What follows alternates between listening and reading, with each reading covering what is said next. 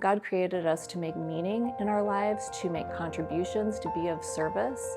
God didn't create us to be on this healing loop over and over and over again. Maybe it's time to get off that loop and actually do the thing that we're designed to do, which is to be creative and be productive contributors to the culture and to the world. Welcome back to the podcast. I'm Dr. Robyn McKay, and today we're going to talk about how to heal emotionally without having to talk about it for years, from a former psychotherapist, I might add. So here's the deal.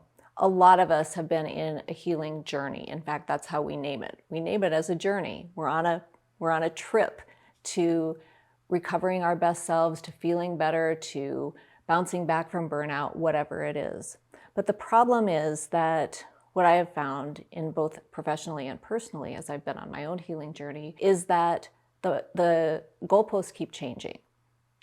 And when we invest in what I call at this point the healing industrial complex, when we invest in that over and over again, we get in this healing loop where we have to keep going back for more healing and more healing and more healing.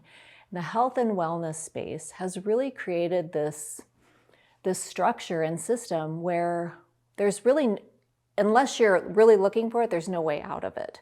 You just have to keep going back for healing. In fact, I remember early in my career, I was sitting with my clinical supervisor at the university, and in supervision, you guys, a therapist talks about whatever's going on with them as well, as it relates especially to their clients. At any rate, in that particular session, I was crying over something in my personal life to my supervisor, who was this old psychoanalytical psychologist, where a cigar was never just a cigar to him. And as I was crying through my tears, I said in a very frustrated way, I said, do I have to keep doing this for the rest of my life? And he looked at me and he said, there's always another layer on the onion to peel. And I thought, I don't want to be an onion anymore. And maybe you felt like that too. I know a lot of my clients have said that over the years. And yet, when people enter into a therapeutic alliance, in clinical psychotherapy, or even in coaching too, there's so much deep work that we have to do. And we can kind of get even, I'm going to say, addicted to it. Because in some ways, it feels really good. It feels really good to have somebody witnessing your pain. It feels really good to have somebody guiding you through a process that is eventually meant to lead to relief of your symptoms, lead to insight, lead to ahas, and maybe even to some miracles along the way as well. Inherently, there's nothing wrong with that, of course.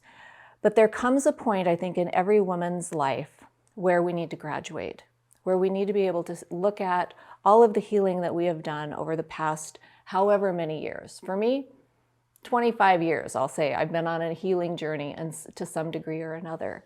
And one of the things I've been talking about more recently is this idea that at some point, you get to be done healing. Good news, right? You get to be done healing. The healing industrial complex probably doesn't want you to know that, but I'm here to tell you that that's true.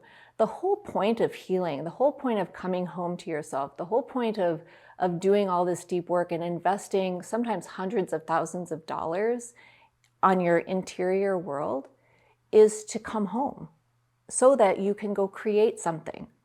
See, God created us to work with Him, to co-create with Him. God created us to make meaning in our lives, to make contributions, to be of service. God didn't create us to be on this healing loop over and over and over again. In fact, I think that what God might say is that maybe it's time to get off that loop and actually do the thing that we're designed to do, which is to be creative and be productive contributors to the culture and to the world. One of the things I want to talk about with getting off this healing loop is this, that, and I'm guilty of this, for sure. I have spent my entire career helping people identify and move their emotions. We in psychology have spent a really long time helping people understand their emotions, move their emotions, feel better. And there's inherently, again, nothing wrong with feeling better. But here's the thing. We're made actually as rational beings. We're very smart. And yet, so many of us get led around by a ring in our nose by our emotions. And that can be positive emotions, it can be negative emotions too. And what I've noticed is that a lot of us have been trained and have been taught to judge how we're doing by how we're feeling. If I'm feeling positive, if I'm feeling good, if I'm feeling happy, it's all good. If I'm feeling crummy, I've got some work to do. I need to shift those emotions. I need to feel better. The challenge with this is that our emotions are going to ebb and flow. They're going to come and go, right? But our intellect is actually the thing that's meant to be in charge. And I can't believe I'm actually saying this because I've spent so much time working in emotions and intuition. And yet what I know for sure is that our intellect was given to us for a reason. And that reason, I think, is to help us to shepherd those emotions, to identify the emotions and move through them, but not get addicted to them or overly focused on them as we go throughout our lives. Why is that important? If I'm overly focused on my emotions, I'm not particularly creative. I'm not particularly productive. I become a little bit more self-obsessed with what's going on internally.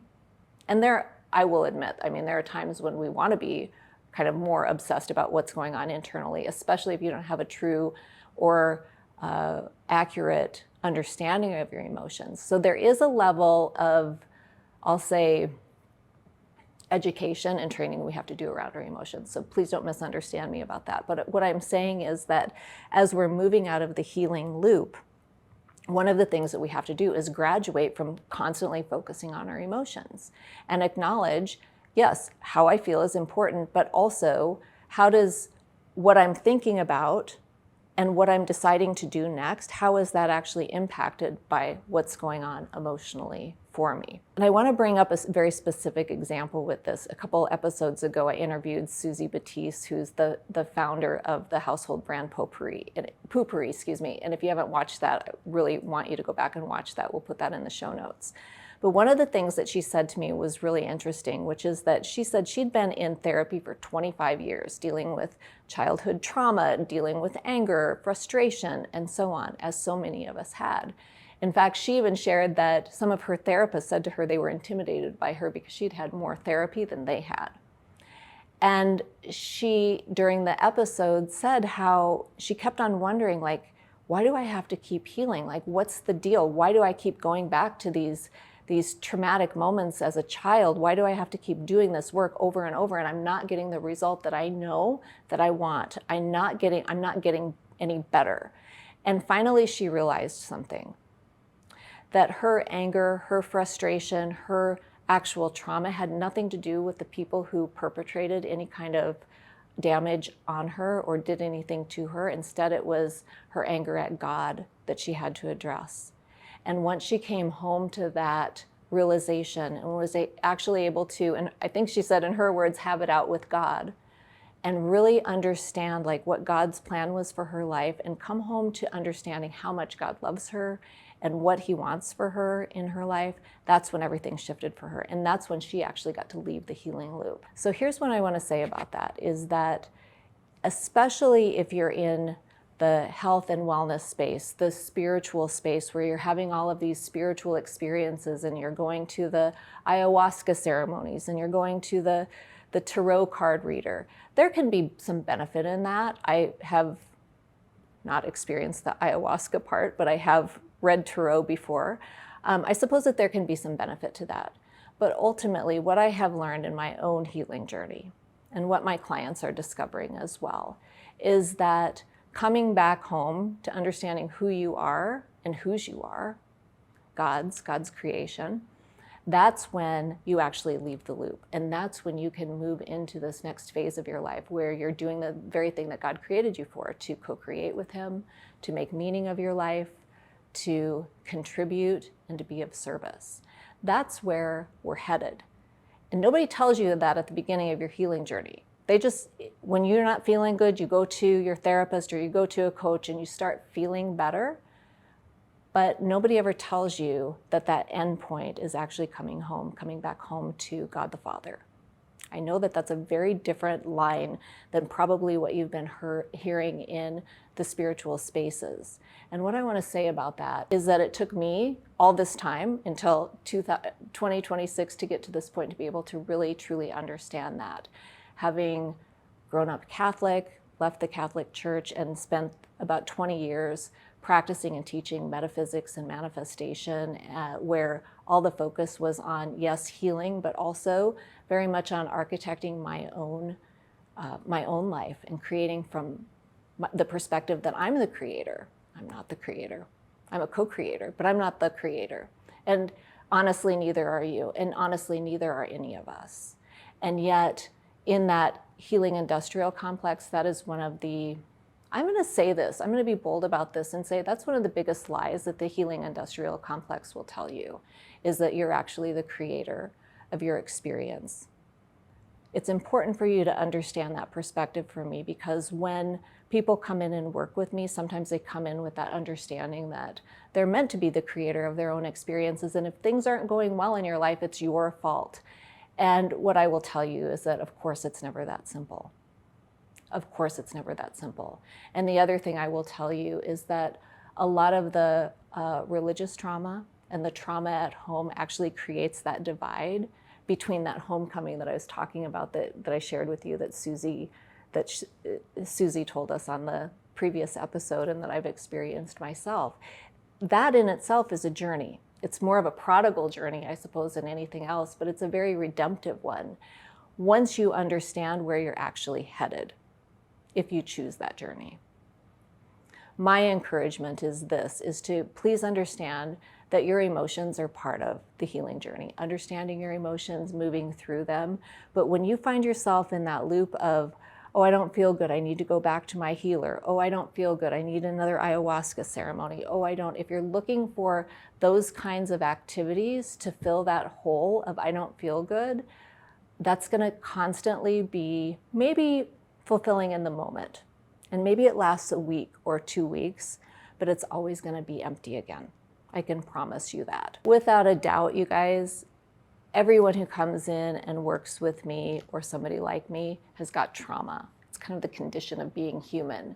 And it is important to look at, how do we resolve the trauma? How do we restore your consciousness and your very soul to yourself, where it's been scattered or fractured or fragmented through these experiences you've had? That is a step in the process, but it's only the beginning. After that retrieval happens, then we also have to look at integration. How do I understand myself? How do I understand my identity when I'm fully back together, right? After I have processed all of these experiences, or as many of them as I can process at any given time, and how do I integrate those experiences into my identity, how I understand myself, how I understand other people, and how I understand the world and my place in the world. And then the last piece of that is, after integration, is creation. And by the way, when I talk about these aren't steps. These are, or even sequences. These are pillars that we periodically have to return to. As my supervisor all those years ago reminded me, there is always another layer to the onion, but you don't have to go into these long healing sequences in order to get through that layer of the onion. You can heal very quickly. You can process something very quickly and move on with your day. You don't have to stay in that healing loop over and over and over again, and keep trying so hard to get to a place where you feel more yourself. There is a point when you can be done healing. You can start creating for real. And when something pops up, it can be processed very, very quickly. And that's how you know you're on the other side of that sort of healing loop. That, in addition to really understanding what your place is in the universe, what your place is, and what God's design is for you and for your life. One of the things that I've been noticing more recently is how easily manipulated our emotions are. You can watch a Hallmark commercial and start to cry. If you don't think that's an emotional manipulation, I don't know what else to tell you. It just is. But in more subtle ways as well, as my client experienced when she got off the plane, that was in some ways, I would say, a manipulation of her emotions. Whether or not it was a conscious manipulation, I can't tell you. But I can tell you that her picking up on what was going on the ground as she landed in Hawaii was something that was just very interesting information for her to be able to differentiate between her own experience and what was going on the land. So when we understand that emotions can be manipulated, when it comes to healing, this is really important. When it comes to healing, a lot of times what I've even done in therapy is to say, how are you feeling now? What do you notice about your emotions? And people will say things like, oh, I feel more lighter, or I feel clearer, or I feel more expansive. That's okay to feel those things. But I want you to be mindful. Remember, your reason, your intellect is actually there for a purpose, to be discerning and to actually be a little bit critical and judgmental about what you're feeling. Not necessarily skeptical, but just understand that, of course, it's expected that after a session where you feel deeply connected to yourself and to the other person, you are going to feel more expansive. You are going to maybe feel lighter and more clear. That's not necessarily lasting, though, because then you're going to go out into the world and people are going to push you around and somebody's going to cut you off in traffic and you're going to feel a different way. So if the only thing we're using to judge how we're doing in our healing process is by how we feel, we're missing the mark, because our feelings, as I've mentioned, gosh, they don't even have to be all over the place, but they can be manipulated in a million different ways every single day. The wisdom here is this: of course, pay attention to your emotions, but don't rely on them as the sole indicator of how you're actually doing. And I hope that really lands for you, because I want you to understand that when you're in the healing process, if your emotions are the only thing that you're looking at in terms of if you can be done with your healing, if you can move out of a healing alliance or healing relationship and get on with your life, then that's probably a signal that you're really in that healing industrial complex, and it is something that you just need to be aware of so that you can make a different decision. And guess what aspect of you is going to make that different decision? It's going to be your intellect, of course. So here's where I want to leave you. You're not stuck because you haven't processed enough. Sometimes you're stuck because processing has actually become the destination rather than the path. So the way I work with people who are ready to get off the processing destination and get back on the path to creation and really truly understanding your identity, who you are and whose you are, is that they start with my known intensive. That's 90 minutes with me, where we do a deep dive on your personality profile and we look at the data. And I can show you exactly how your personality was designed by God and what you're meant to be doing with your work, with your relationships, and why some things are working really well and others not so much. So if you're interested or you want to learn more about that, we'll put the link in the show notes so you can get a hold of me about Known. And then I would love it if you would subscribe to our YouTube channel or follow me over on Spotify or on Apple Podcasts, and I will see you next time.